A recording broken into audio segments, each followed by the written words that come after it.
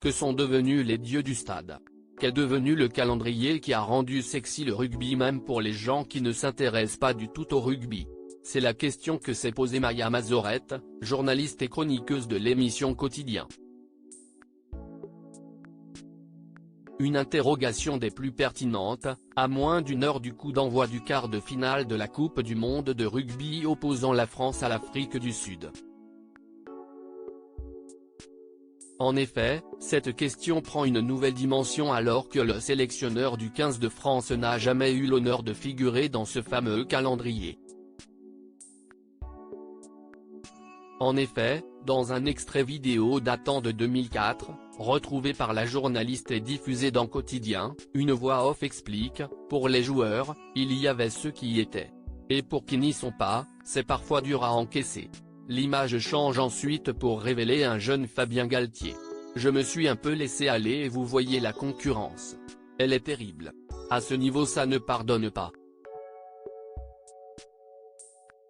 La moindre erreur, ça ne pardonne pas, pouvons-nous l'entendre dire, tout sourire et avec une pointe d'humour dans la voix.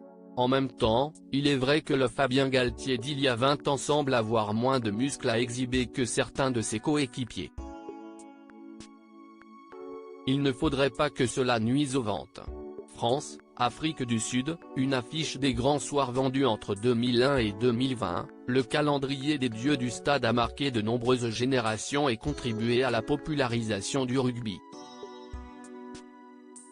Souvenez-vous, chaque année, 12 joueurs du 15 de France se prêtaient au jeu en posant dans le plus simple appareil, parfois uniquement avec un ballon de rugby pour préserver leur pudeur. Ces clichés, loin d'être inappropriés, ont propulsé le calendrier vers un succès commercial retentissant, avec en moyenne 180 000 exemplaires vendus par an. Finalement, après de multiples scandales, certaines personnes ont jugé les photos trop posées ou ont critiqué la nudité totale des joueurs et, avec l'avènement de Google Calendar, les ventes des dieux du stade ont fini par chuter. En 2020, la pandémie de Covid-19 a porté le coup de grâce au calendrier, rendant impossible l'organisation d'un shooting respectant les normes sanitaires en vigueur à l'époque.